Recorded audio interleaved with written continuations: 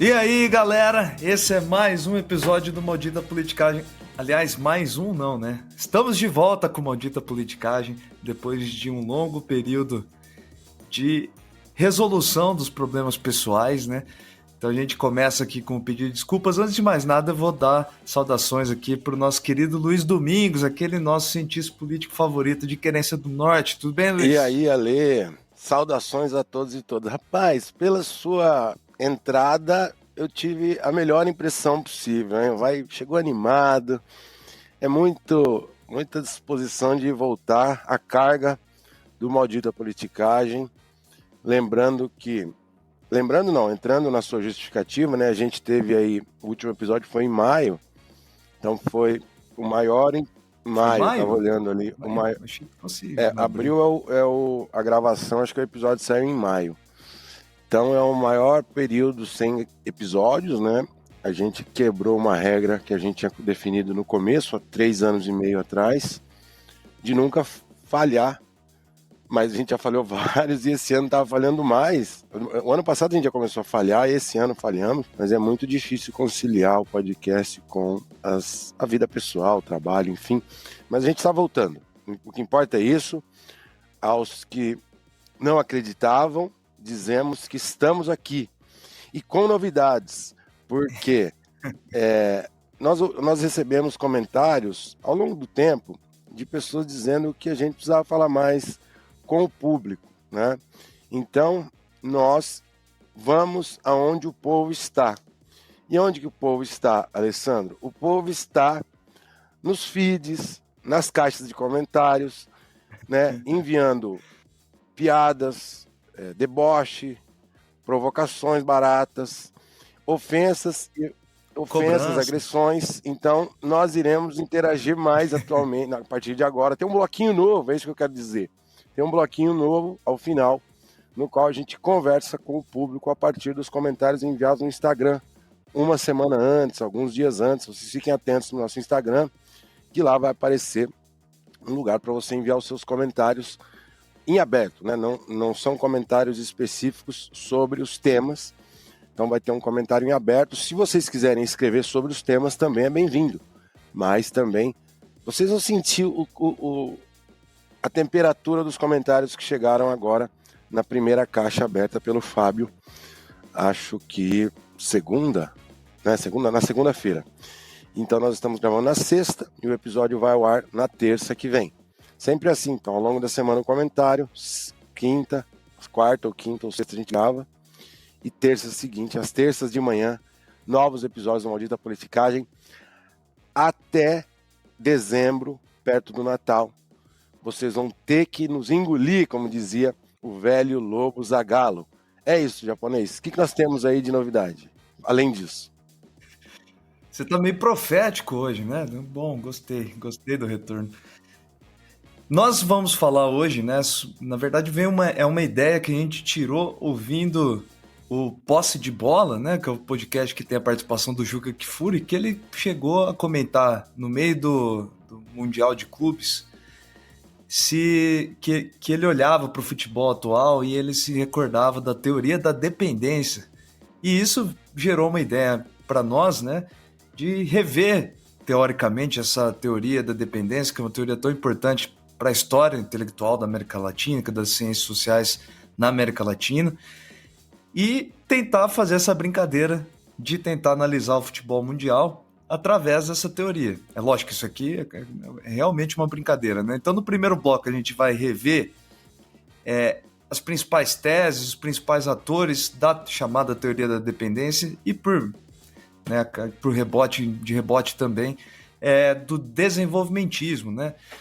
E no segundo bloco, a gente tenta fazer esse pequeno exercício de uma análise futebolística da melhor qualidade possível, né, já que a análise tem que ser boa, já que nossos times não estão jogando aquela coisa. E no terceiro bloco, hoje, a gente não explora tanto aqueles quadros de sempre, a gente vai tentar responder essas questões que vocês nos enviaram. Então é isso. Continua com a gente aí, galera.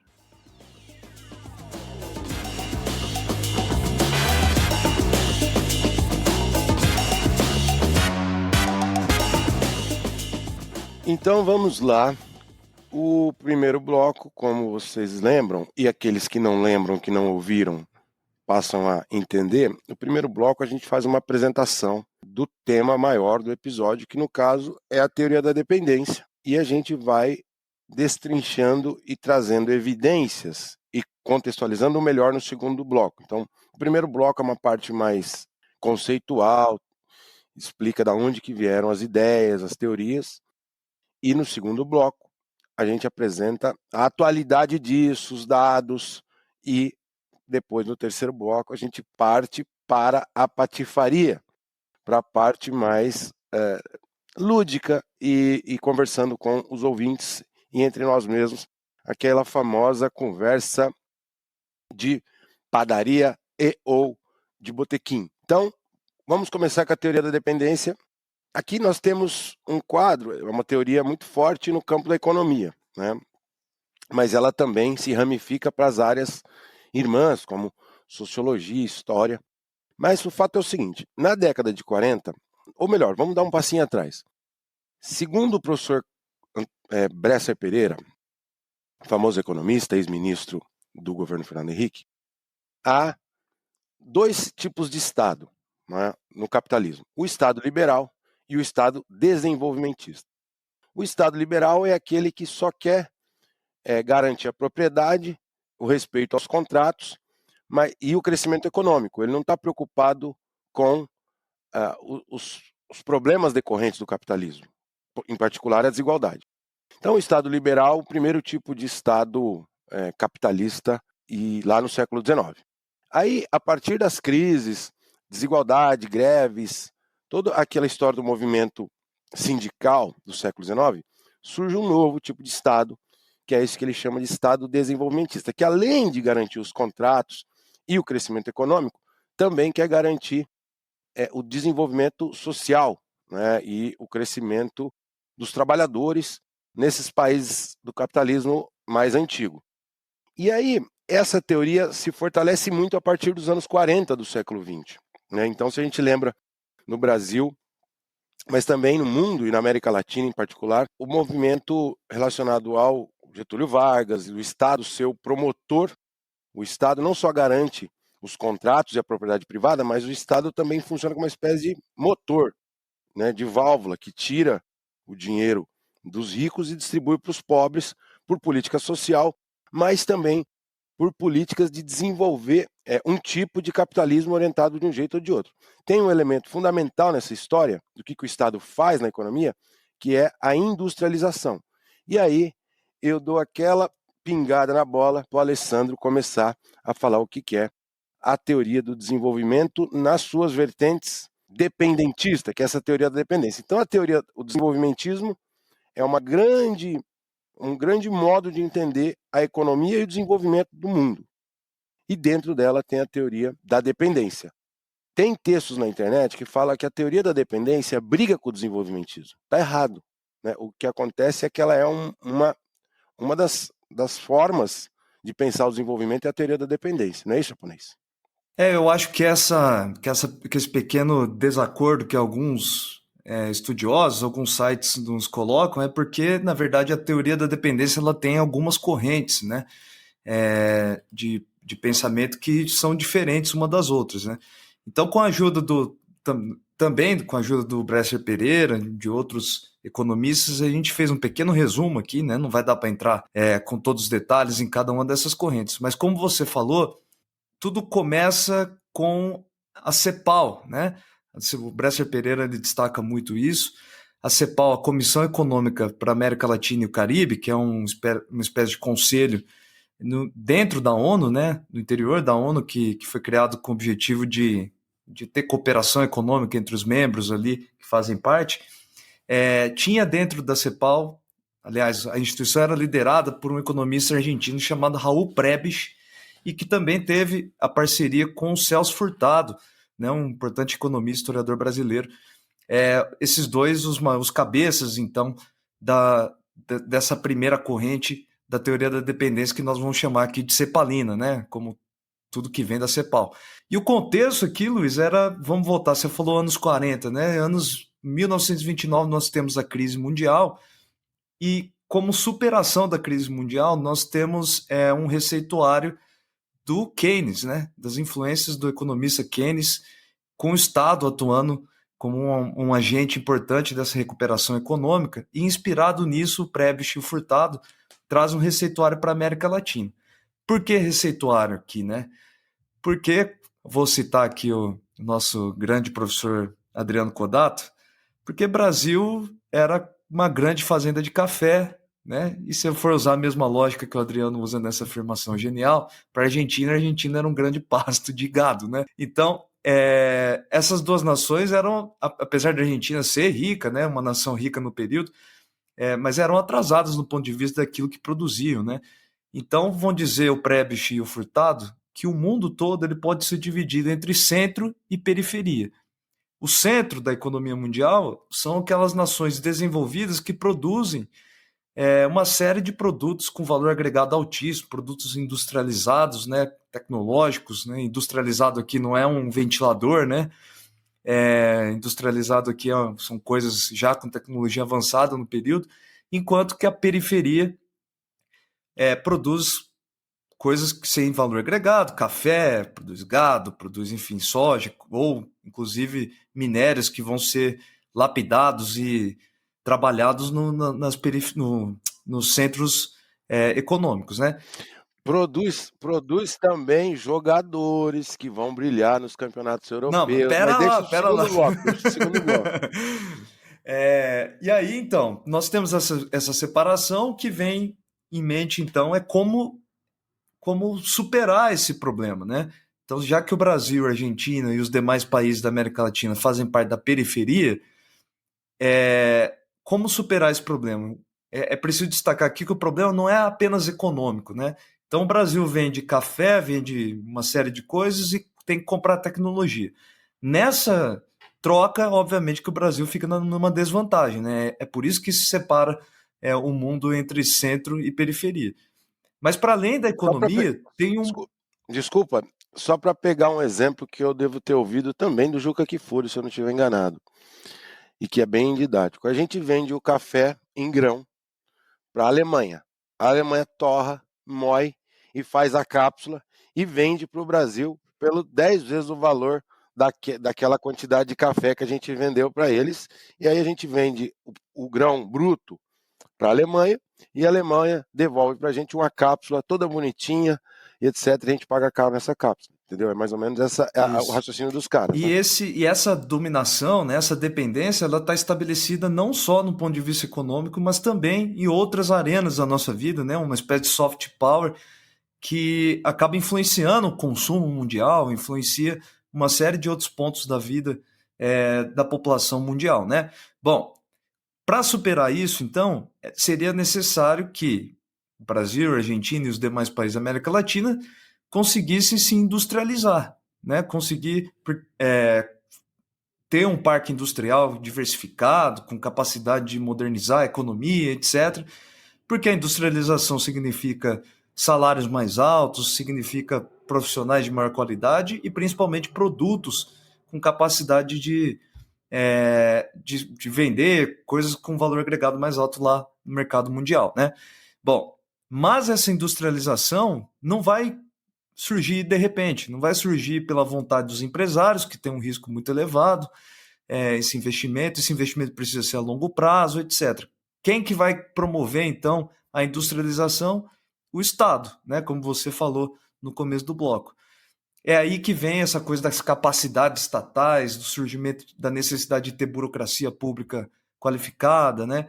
E o Estado desenvolvimentista, portanto, seria aquele que, através dessas capacidades estatais, promoveria o desenvolvimento, a industrialização do país para superar esse problema do centro e periferia. Tá. Né? Mais ou menos esse o receituário. Deixa eu dar um tostãozinho também. Então, o Estado ele é o promotor de uma coalizão entre os trabalhadores e a burguesia que miram um objetivo combinado, todo mundo, geral. Então, as classes trabalhadoras, as classes capitalistas fazem uma coalizão mediada pelo Estado, com grana do Estado, para dar o salto de industrialização que não acontece por si só, não acontece sozinho, porque justamente o país está numa condição periférica, ele não consegue, só pelos capitalistas, competir com o Google, com uma empresa, com a BYD. Não tem como você fazer uma fábrica de carro do nada sem essa grande injeção de grana e de força do Estado. Então ele fala assim, o Bresser, se o Estado, perdão, se no capitalismo as empresas elas vivem de competição entre si, visando o lucro, e o meio para ir alcançando isso é a inovação schumpeteriana, depois a gente explica isso em outro episódio o que é, mas você tem que inventar coisas novas, como por exemplo um carro elétrico. No mundo entre as nações, a competição é entre países. E assim como na empresa você tem que ter uma boa gestão, uma boa gerência, bons economistas, bons administradores, no Estado, para conseguir esse salto industrializante, você tem que ter bons burocratas, uma racionalidade técnica. Por isso que o Vargas investiu na burocracia, os governos seguintes também fortaleceram muito essas agências que o japonês estuda nas pesquisas dele, como os bancos públicos, o que mais japonês se estuda? Todo tipo de burocracia, né? As burocracias como um todo, a maior parte dessas agências foram todas criadas ou para extração, né, de coisas, né, de elementos naturais, ou para planejamento, né? Então essa burocracia toda criada, e também impostos, né, como o Fundo do Amparo ao Trabalhador, enfim, uma série de pequenos mecanismos que serviam de arrecadação de dinheiro, né, para essas agências poderem aplicar esse dinheiro num projeto de desenvolvimento. Aí, galera, vai surgir uma segunda corrente da teoria da dependência, inspirada na Revolução Cubana, né? A Revolução Cubana que ocorre e acaba, de alguma maneira, assustando, né, a política local, principalmente dos Estados Unidos, né? A Revolução Cubana estoura em 59, e uma série de autores marxistas, né, estão pensando também, concordando com esse diagnóstico da teoria da dependência, eles estão pensando uma outra corrente da teoria da dependência, uma renovação dela, com base nos autores marxistas e no próprio Marx. Então, o Teotônio dos Santos, o Rui Mauro Marini, né, fazem parte dessa corrente aqui. Eles elaboram uma espécie de crítica aos cepalinos, né, ao Raul Prebisch e ao Celso Furtado, dizendo que, sim, existe um problema grave do capitalismo atual. Esse capitalismo faz com que a relação centro-periferia seja uma superexploração econômica das nações, né? As nações desenvolvidas exploram as nações não desenvolvidas, tem uma relação de vantagens nas trocas, e isso reflete em toda a sociedade com uma superexploração dos trabalhadores, né? As nações periféricas têm gente cortando cana, tem gente trabalhando na plantação de café, tem gente trabalhando no gado, e essa galera ganha muito pior do que aquela galera lá da Europa, aquela galera dos Estados Unidos que está trabalhando numa indústria ou numa grande empresa mundial, né? Ou seja, há uma superexploração, uma espécie de pirâmide econômica que vai fazendo com que aqueles lá embaixo sejam os piores, né? Tenham a pior qualidade de vida, e isso se concentra nas nações periféricas. Bom, mas a principal crítica que os marxistas vão trazer é que essa esperança dos cepalinos, de que o Estado vai ser uma espécie de agente que vai corrigir, né, e que vai coordenar a superação do problema, na verdade, uma ignorância no ponto de vista de você não levar em consideração que o próprio Estado mantém as contradições de classes sociais. Ou seja, o próprio Estado vai promover um tipo de desenvolvimento que não favorece a população, os trabalhadores, etc. Ou seja, o problema vai ser apenas outro, né? Então, seria necessário pensar uma superação através das revoluções mesmo, né? Através de uma ruptura com o capitalismo, né? Não uma ruptura apenas com essa condição de periférico. Deu para entender um pouco esse negócio? Deu. No Brasil, então a teoria da dependência marxista é quase uma teoria do não desenvolvimento, porque não é possível, né? E uma obra importante no Brasil É a do Caio, Alguns vão te matar aí, viu, depois é, dessa. é a do Você Caio tá. Navarro, de Toledo, chamado ISEB, Fábrica de Ideologias, porque o ISEB é um centro de estudos, né, um Instituto de Estudos do Rio de Janeiro, fundado em 50 e Instituto tantos, Superior de. Não, Instituto Superior de Estudos Brasileiros, né? Que que seria, que estava seria vinculado ao Ministério da Educação. o espaço nacional de pensar o desenvolvimentismo nos termos do Celso Furtado e do Prebisch. Aí o É. Caio faz uma tese falando que ali só se fazia ideologia burguesa, já que pensar esse negócio de desenvolvimento, industrialização, jamais ia produzir um salto suficiente para tirar os trabalhadores da condição de explorados aqui no Brasil. Então tem esse livro, fica referência para quem tiver interesse. Perfeito. E aí, por fim, Luiz, nós temos uma corrente, né? Daqueles autores que vão defender um tipo de desenvolvimento associado, né? Esse é o conceito trazido pelo Enzo Faleto e pelo Fernando Henrique Cardoso. Vejam só, então, o autor que nós vamos ver agora. Esses autores, diferente da primeira corrente cepalina, que estava olhando para o Keynes, da segunda corrente marxista, que estava olhando para a Revolução Cubana, o Faleto e o Fernando Henrique estavam olhando para a globalização, né, como um grande projeto que não tinha, um grande processo, aliás, que não havia escapatória nesse sentido. Para eles seria um tipo de vislumbre a gente querer ignorar isso, né? Então, no contexto de globalização, esses autores propuseram uma leitura menos desenvolvimentista, né? Com certeza menos desenvolvimentista. Para esses autores, a economia mundial, na verdade, ela tem um caráter de interdependência entre as nações, né? Da mesma forma que o Brasil depende daquilo que é produzido na Alemanha, os alemães dependem também daquilo que é produzido na periferia, né? Essas coisas, essa dependência caminha para as duas direções, é essa característica do mundo globalizado, de uma economia globalizada também. E o desenvolvimento, portanto, ele poderia estar associado a essa interdependência e não são coisas excludentes, né? Como se fossem coisas opostas, né? Nesse sentido. Então, segundo esses autores, seria possível, então, criar formas de se desenvolver, levando em consideração que os países poderiam, sim, mesmo nessa interdependência, ter um atraso econômico, seria possível se desenvolver dentro dessa estrutura globalizada, dessas conexões econômicas, a partir de poupança externa, a partir de uma série de outros mecanismos, porque o capitalismo do século XX, da segunda metade do século XX, mostra que as nações desenvolvidas precisam, né, também se esgotam elas se desindustrializam, por exemplo, elas precisam de cada vez mais ampliar o mercado consumidor, e tudo isso nos levaria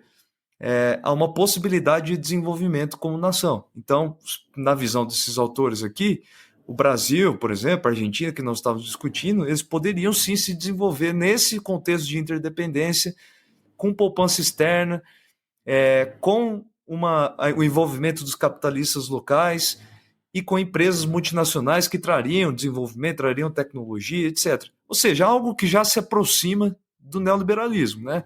De alguma maneira. Apesar de ter, sim, um papel do Estado aqui. Então, e uma aposta também, assim como na primeira corrente, né, a cepalina, uma aposta na burguesia nacional como parte do processo puxada pelo Estado. Né? Então, essa coisa de que a gente tinha um professor, Sérgio Braga, que ele falava assim, você acredita que não tem burguesia progressista? No Brasil é muito difícil de vê-la. É que nem pé de cobra, você ninguém vê, né? Ainda mais em tempos de bolsonarismo. Mas existe burguesia progressista, ela no mundo, em outros países mais que o Brasil, mas existe sim. Quando a burguesia investe em projetos de desenvolvimento, seja lá de qual tipo for, educação, etc, etc. E aí a terceira corrente, a do Fernando Henrique, a do Faleto, que é a mais recente, também foi muito influente nos anos 70, né? E seguramente o trabalho mais famoso do ex-presidente Fernando Henrique, antes dele virar político. A partir dos anos 80 ele se dedicou à política profissional, então essa obra é a mais famosa dele, em parceria com o Enzo Faleto, argentino. É isso? Isso. E aí, Luiz, só para lembrar aqui, uma discussão besta, né, na verdade. Eu sempre ouvi muito falar, e até concordava um pouco com isso, de que o Fernando Henrique Cardoso, de alguma maneira, ele esqueceu tudo que ele tinha escrito lá nos anos 60 e 70, quando ele se torna presidente nos anos 90. Mas agora, olhando bem de perto, foi por aí, né? Não foi tão distante assim, olhando para a teoria econômica dele e o projeto econômico que ele tentou implementar no Brasil dos anos 90, há aqui uma tendência, um encaixe com o neoliberalismo que não é tão distante assim daquilo que ele eu acho promove. que ele negaria a sua afirmação, embora quando ele foi presidente e implementou um governo de tipo muito liberal no Brasil, ele disse, esqueçam... Era um governo liberal com algumas preocupações sociais, né? mínimas, né? Ele disse, esqueçam o que eu escrevi. Essa frase saiu da boca dele, porque a galera apontava essa contradição entre o governo e a obra. Mas ele, hoje em dia, não falaria isso, e o próprio Bresser Pereira, que foi ministro dele, diriam que não, vocês não estavam vendo o nosso desenvolvimentismo. Vocês não estavam vendo. Porque a reforma do Estado orientada para o mercado, que eles implementaram nos anos 90, com privatizações, lei de responsabilidade fiscal, enxugamento do Estado, etc., era necessário para otimizar a capacidade do Estado em direção a uma ou outra coisa, e não ficar sendo um penduricalho a favor do clientelismo das elites tradicionais. Eles argumentariam isso. No final, acabei de me lembrar, um caso excelente de um bate-boca entre dois professores uma vez a respeito exatamente disso. Então, acabamos de criar o retorno do Aconteceu em Querência, que aconteceu na Ampox, eu vou contar no final do episódio, beleza?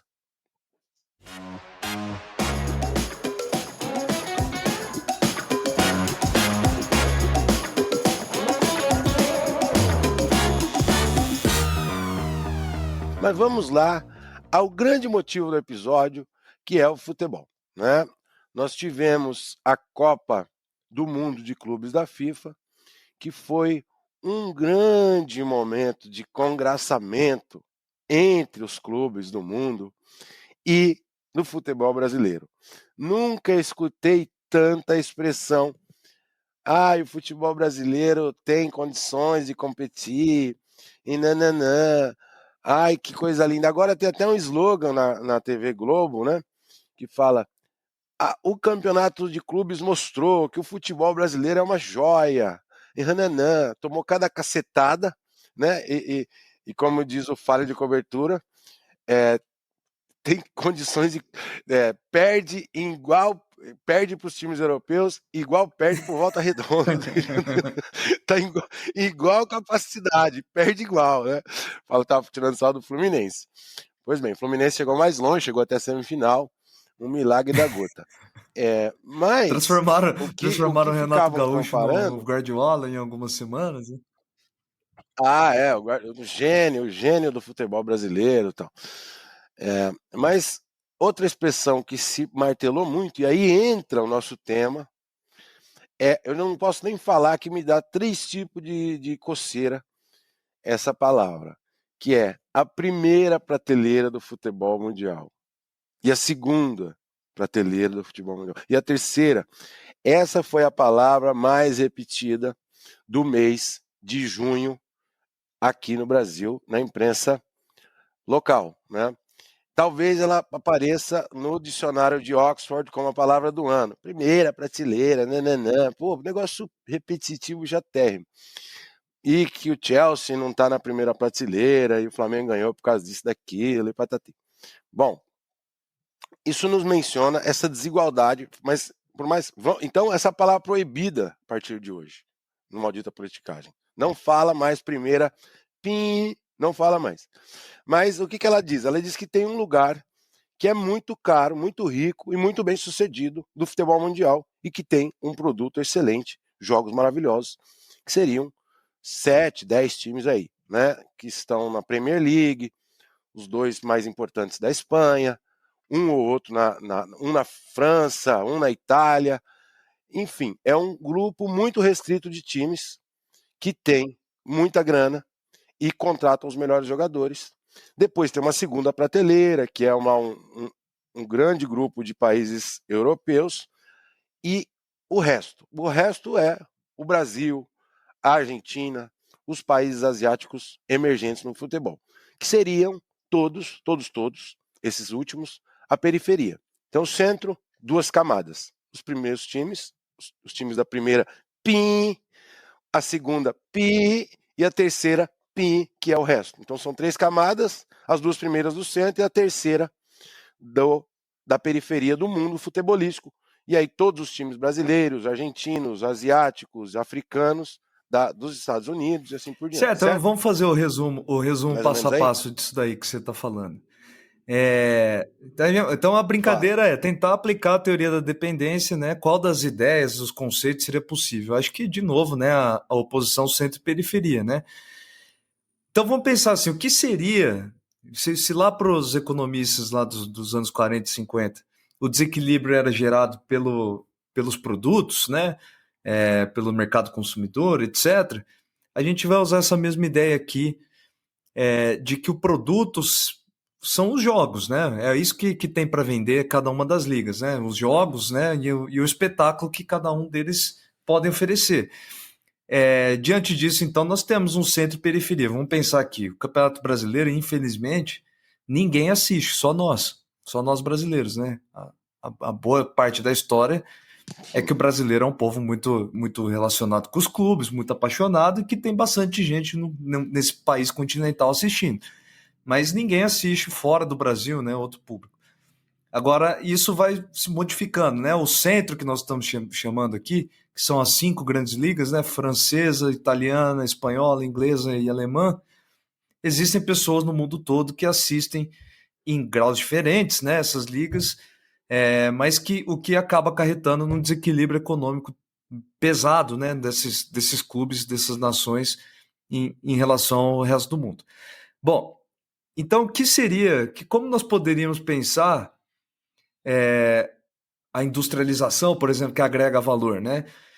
Eu acho que o que nos faz a pensar isso daqui, como melhorar o produto, né, seriam os jogadores, né, que acabam todos indo, que são os grandes atores desse esporte, acabam todos indo para esse centro, né, os melhores jogadores brasileiros, argentinos, e também os melhores técnicos, né, os melhor staff, melhor tudo, né, todo material humano de melhor qualidade vai para o centro e nós ficamos com a rebarba, ficamos com a segunda divisão do negócio.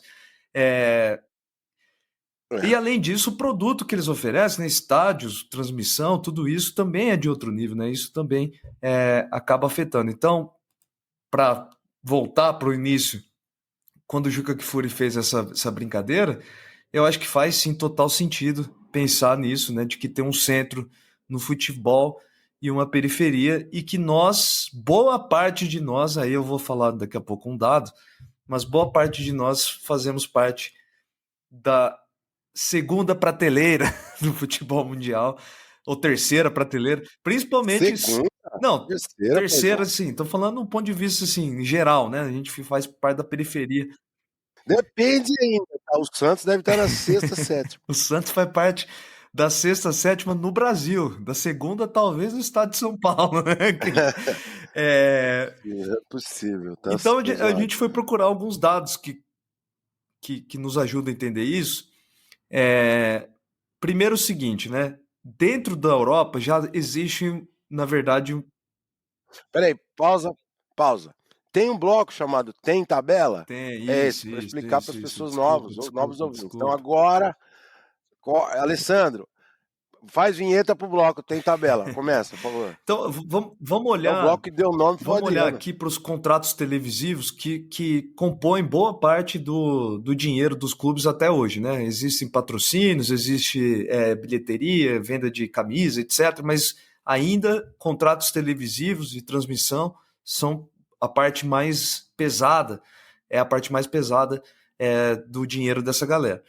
Se a gente olha para o Brasil recebe, somando as duas partes, né? A Libra e a Liga Forte, União, né? nós teríamos um acordo mais ou menos que gira em torno de 500 milhões de euros anuais, né? É mais ou menos esse o dinheiro que o futebol brasileiro tem, que não é muito distante da quinta liga europeia, que é a liga francesa, que recebe cerca de 0,7 bilhões, né? Então, ou seja, 700 milhões de euros. Aí vai seguindo. A Itália recebe cerca de 1,3 bilhões, aí já quase o dobro do Brasil, né? É lógico que isso acontece principalmente por causa do desequilíbrio da moeda, né? A Bundesliga, Liga Alemã, recebe 1,4 bilhões, a Liga Espanhola recebe 1,7 bilhões, e aí vem um outro centro dentro do centro, né? A Premier League, a Liga Inglesa, recebe 3,6 bilhões, o que dá quase 7 vezes, né, o que o Brasil recebe. É por isso que existe um número muito maior de clubes ingleses com força, mas veja só que dentro da Europa, 6 vezes.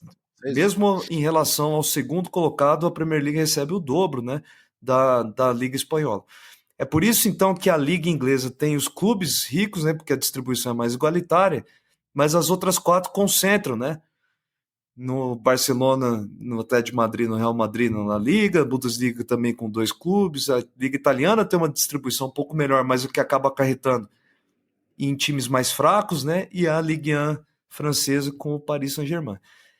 E aí, Luiz, segundo o relatório da Deloitte, que é a empresa que faz toda essa avaliação dos clubes, do orçamento do clube, orçamento corrente do clube ao longo do ano, o relatório do ano passado, de 2024, revela que o Real Madrid hoje é o clube com maior quantia, né, com maior dinheiro, né, quantia de dinheiro, com contrato de televisão. Não, isso é tudo. Aqui, nesse aqui dos clubes, entra tudo. O Real Madrid recebeu em 2024 1 bilhão de euros.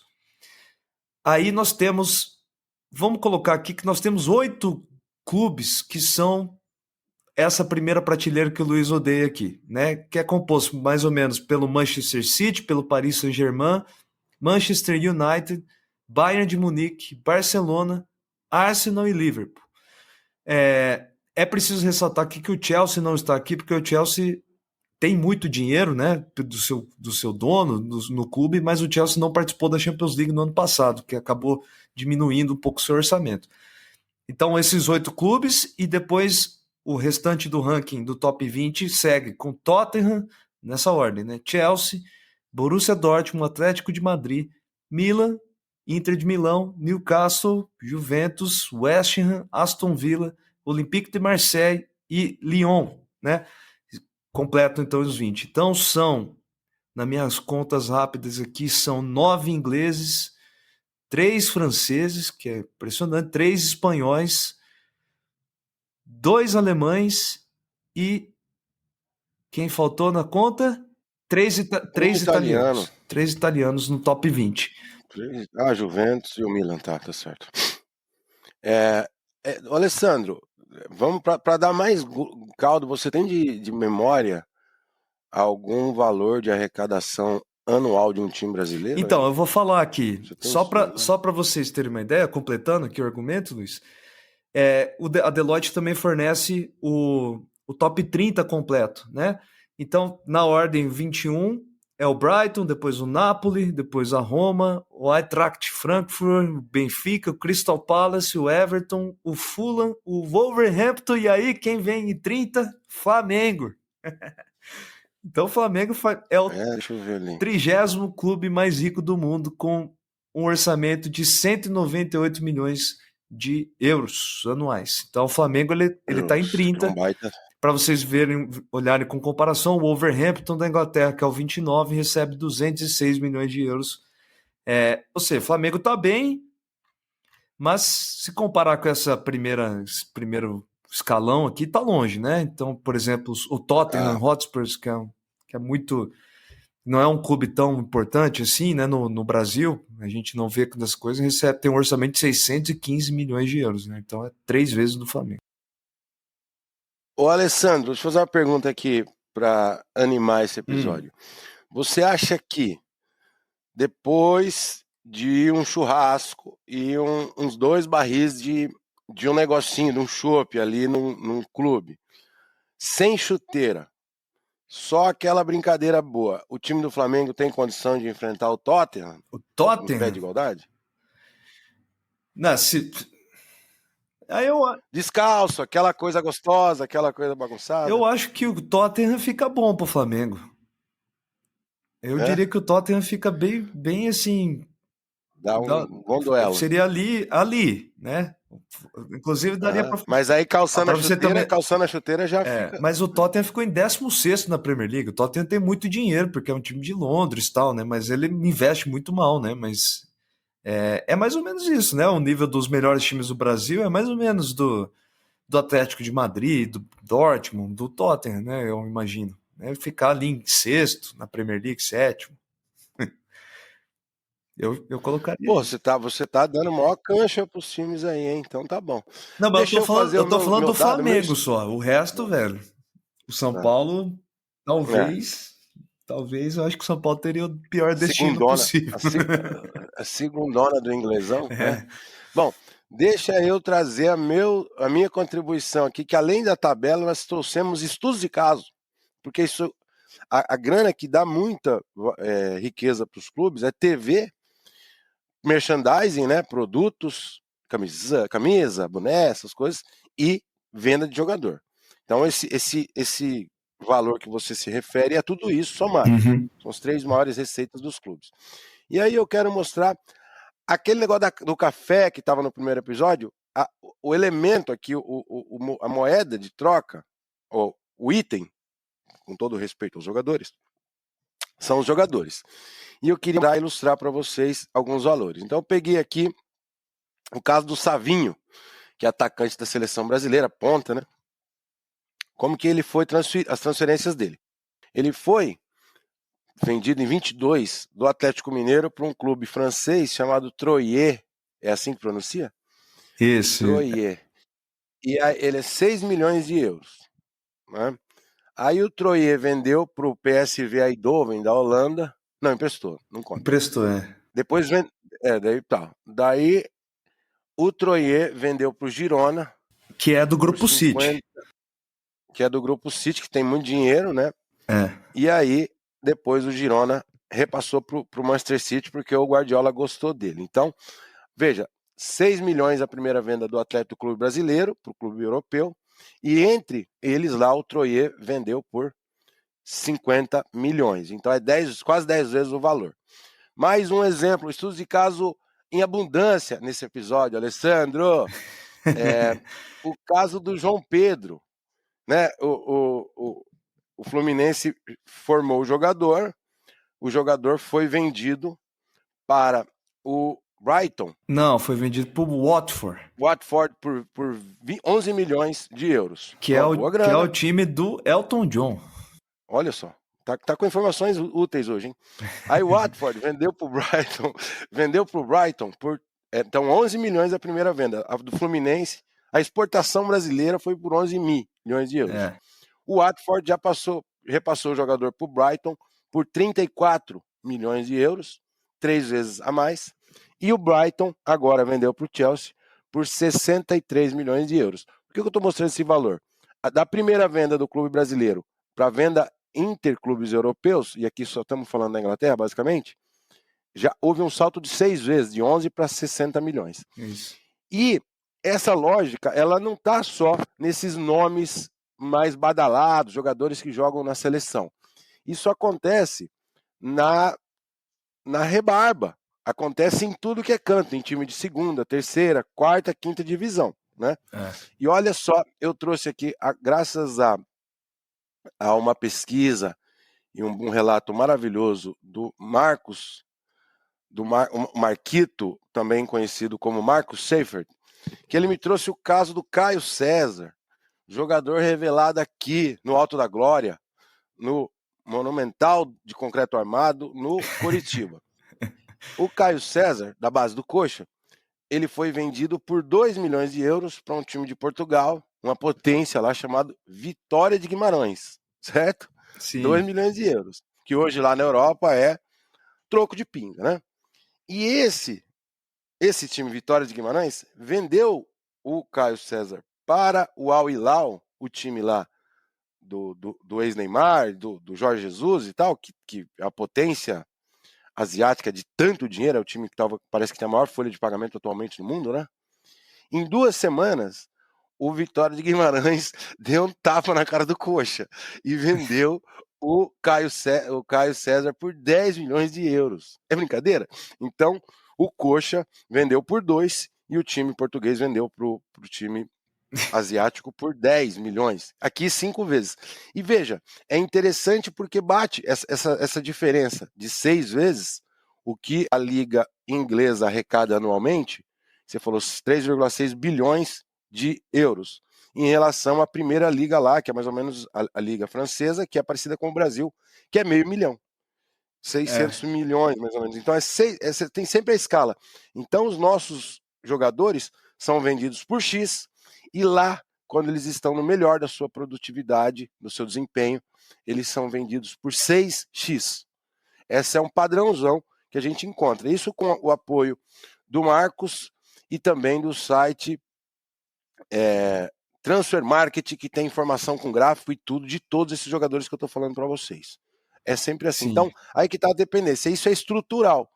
É possível, aí a pergunta para a gente encaminhar o final aqui, Alessandro, do bloco. É possível superar o subdesenvolvimento brasileiro, no particular, que nem diz o nosso ex-presidente, no particular do futebol?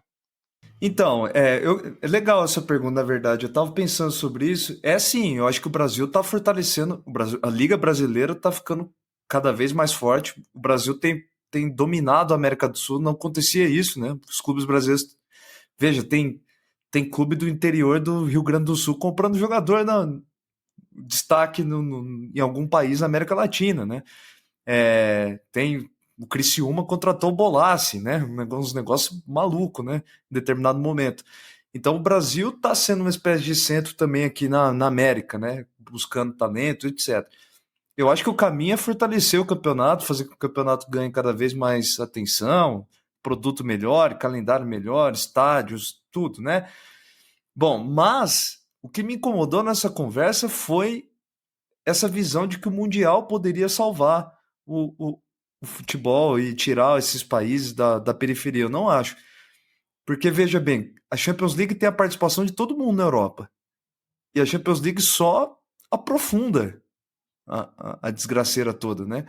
Lá Porque dentro. se os mesmos clubes se repetem ganhando a competição, só se torna mais um mecanismo de ganhar mais dinheiro em cima dos outros, né? E de mostrar essa força e de ganhar mais popularidade, etc. Então, eu acho que se o Mundial ter essa meia dúzia, sei lá, uma dezena de clubes ingleses, mais outra dezena do resto da Europa revezando vitória e destaque, eu não vai salvar porcaria nenhuma o campeonato mundial, né? Só vai ter alguma visibilidade, etc.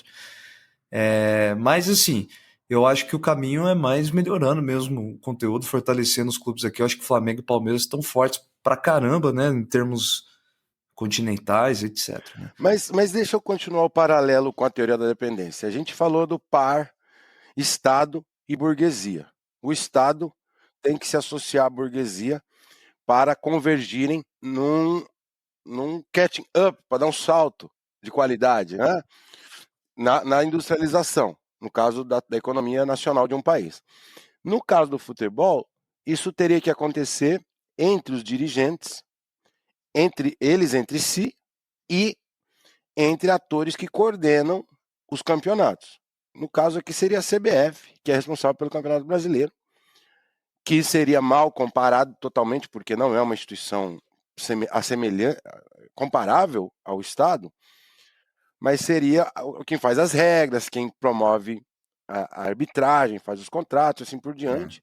Não é comparável ao Estado porque a CBF é uma bosta, né? Mas Ela é deveria privada, ser, mas né? ela deveria ser uma instituição pública. Mas no ponto de vista do futebol, né? É. No ponto de vista do futebol, a CBF deveria atuar como um mediador de coisas, né? Como, enfim, formulador, planejador, etc. Né? E ela prejudica muito a qualidade do produto, porque, por exemplo, é muito relaxada, muito largada com o próprio futebol e com aquilo que viabiliza o espetáculo, como, por exemplo, a arbitragem de qualidade. Eles não fazem formação de bons árbitros. Então, aqui os campeonatos debatem muito, a gente fica o dia inteiro escutando se falar de um VAR, de uma mão, de um impedimento. Ai, meu Deus, é uma chatice sem fim, mas também dá audiência e aí existe uma burguesia associada que, de fato, não está muito preocupada com transformar esse conteúdo em um conteúdo de primeiríssima, que são os veículos de televisão, né? Não está muito assim, os caras querem vender pacote e não querem se preocupar em melhorar o produto, porque aqui já dá muito dinheiro para eles. Então, a garantia de um mercado interno faz com que eles também não se preocupem em competir, do Brasil competir.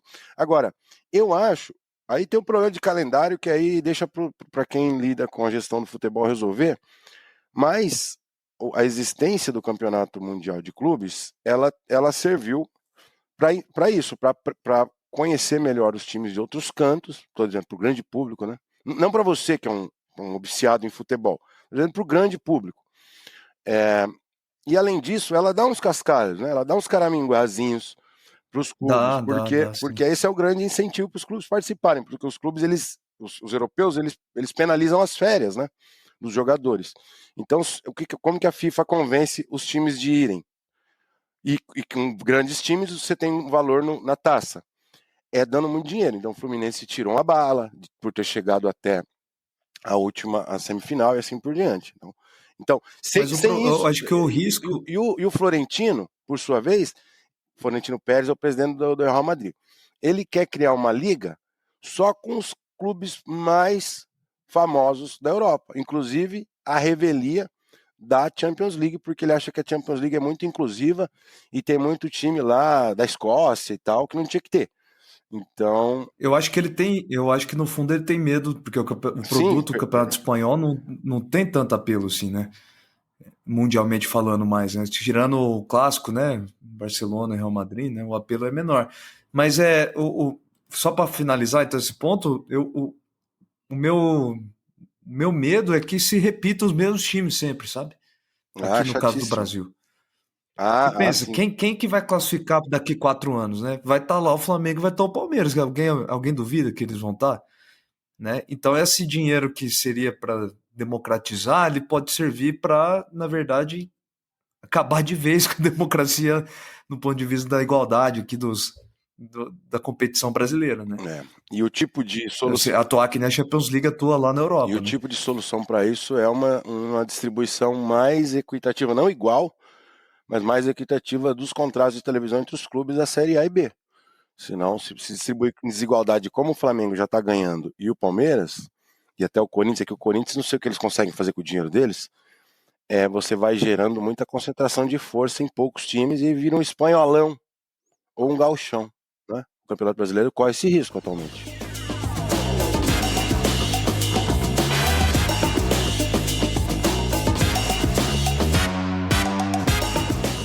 Vamos lá, Luiz, bora lá. Vamos responder as perguntas. A gente já falou demais nesse episódio.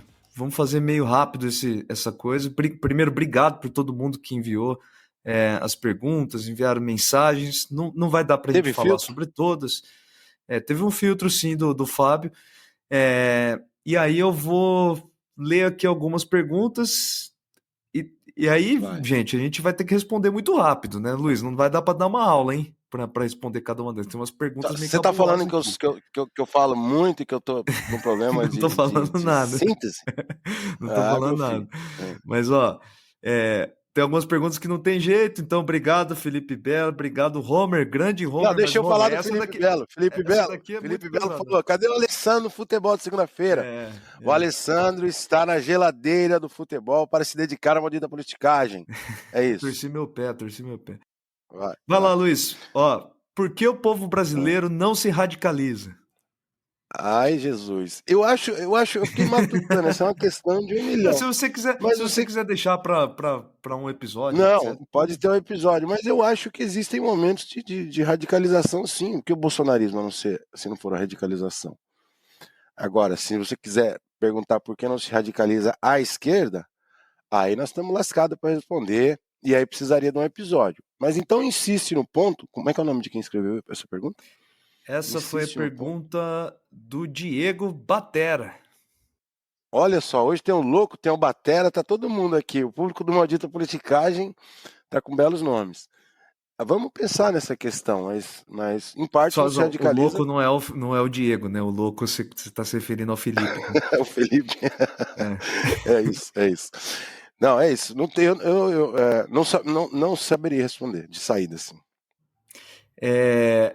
O Pedro Filipac, grande Pedrão, perguntou até onde vai o Trump? Ou até quando vão aguentar o Laranjão? Tá feia a Ah, coisa, ele, né? ele vai até o fim do mandato, tranquilamente, e com possibilidade de mexer nas regras para mais um, porque ele tem o controle do Congresso e ele tem um apoio das Big Techs, de grandes tubarões do petróleo. Ele está com a parada armada para detonar o mundo e os Estados Unidos por muito tempo. E Tenham bastante podcasts bons para vocês escutarem, que não fale sobre isso, que fale sobre teoria da dependência e futebol, para poder passar e respirar até lá. mas o Trump pode render um episódio em breve, né, Luiz, da gente falando, porque, na verdade, do ponto de vista interno, né, ele se tornou uma espécie de inimigo que o governo brasileiro precisava no ponto de vista eleitoral, mas existe também essa coisa, esse perigo no ponto de vista mundial, né? Estamos falando do maior exército do mundo, maior economia do mundo, né? Vamos lá, deixa eu ver. Nós temos várias mensagens, mas eu acho que essa daqui pesada também, viu? O Gringo C7P pergunta para você, Luiz Domingos, essa. Por que tantos golpes na história do Brasil? Para mim, não, filhote, para todo mundo. Tô brincando. Eu acho que eu ouço as entrevistas do professor Carlos Fico, da Universidade Federal do Rio de Janeiro, um dos maiores especialistas na ditadura de 64, e ele fala que é por causa dos militares. Eu acho que é um pouco o papel que os militares adquiriram desde a proclamação, em 1889, é um fator decisivo nessa instabilidade de regimes que a gente tem. Então, olhem para os militares, porque eu acho que o segredo passa muito por aí, com elementos complementares, mas a variável mais importante são os militares. O Jonathan 13 pergunta: dado essas crises institucionais que se repetem no Brasil republicano, a volta da monarquia constitucional parlamentar seria uma ótima opção? Jonathan Alípio, grande Jonathan Alípio.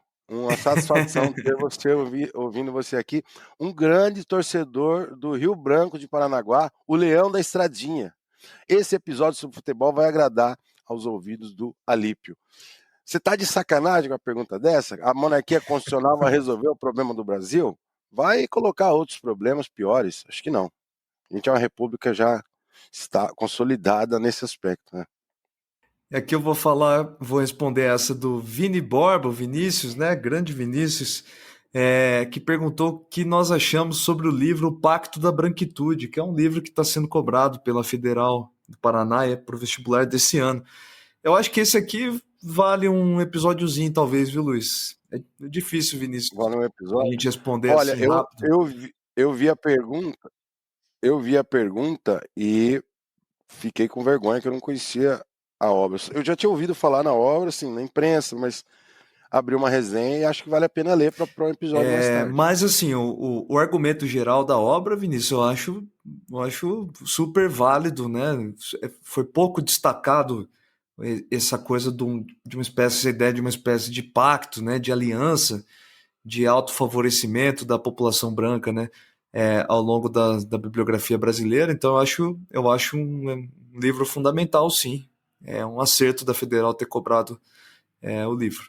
Mas a gente pode falar melhor sobre isso nos próximos episódios. Gente, muito obrigado pelas perguntas. Será que a gente revela aqui, Luiz? Quando eu pensei esse negócio de fazer perguntas, tanto tempo que a nossa página estava desativada, eu achei que não ia chegar para ninguém e que não ia ter pergunta. A gente recebeu Mas outras, vieram vários. Comentário do Adriano. A gente recebeu outras, tem pergunta do Homer, difícil a do Homer também. Fim da guerra na Ucrânia. O Homer tá de sacanagem, Homer, pega leve aí, vai. Facilita Conversas, amenidades, né? Pega o espírito do Adriano aqui, ó. Boas energias e cristais para vocês, ele mandou. Esse tipo de comentário é muito bem-vindo. Então, eu também pensei que ia dar pouco e deu maior volume de perguntas. E as perguntas podem, algumas que não são respondidas, mas vocês julgam relevantes, vocês podem enviar na semana seguinte, ou mudar a pergunta, porque uma hora a gente vai ler e responder aqui. Então, essa é a grande novidade. Eu acho que o tempo já estourou. Eu tenho um caso para contar do Bresser Pereira, vou deixar para outro episódio. E eu queria dizer que nós temos novidades à frente, né? Nós temos aí, parece, o surgimento de uma lojinha do Maldita Politicagem, para as pessoas comparem quem queria ajudar o projeto. Mas atualmente, antes mesmo... Mandem ideias de produtos que vocês acham legais aí. Pode ser broche, chaveiro, coisa de gente estilosa, né? Broche é coisa de gente estilosa, japonês. Bom, deixa eu falar aqui. Nós temos já uma campanha de financiamento, não sei se ela está funcionando, mas ela está funcionando. Vocês podem ajudar no Dá um Caraminguá porque também essa lógica de centro e periferia ocorre no âmbito dos podcasts, certo, Alessandro? Nós não conseguimos competir com os tubarões. Aliás, muito obrigado. Aliás, muito obrigado por aqueles que mantiveram as doações. Uma máxima fé.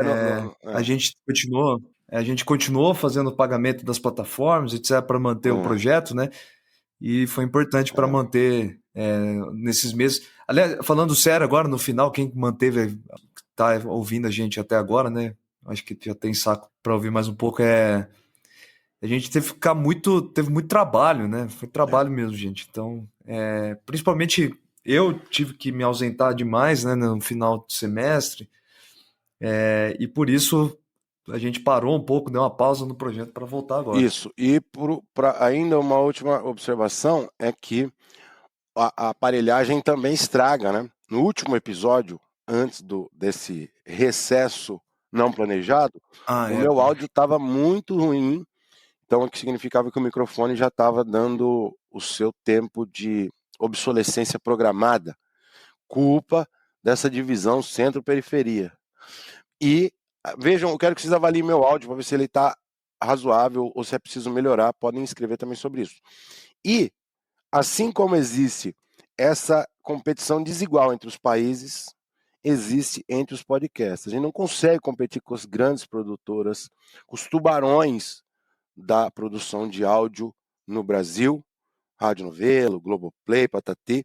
Então ajudem os pequenos, e para isso você vai no apoia.se/Maldita Politicagem. Lá você pode fazer uma doação de 5 a 10, 15, 20, conforme você puder, e isso nos anima muito para continuar esse projeto, que é um projeto voluntário da nossa parte, mas que traz custos, e é para esse tipo de custo de microfone, software, plataforma, que a gente usa esse dinheiro.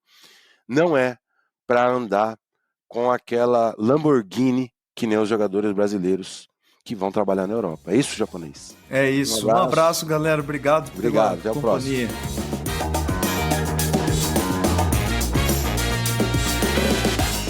O Maldita Politicagem tem roteiro e produção de Luiz Domingos Costa e Alessandro Tokumoto, edição de áudio de Matheus Bittencourt, finalização de áudio e identidade visual de Fábio Tokumoto.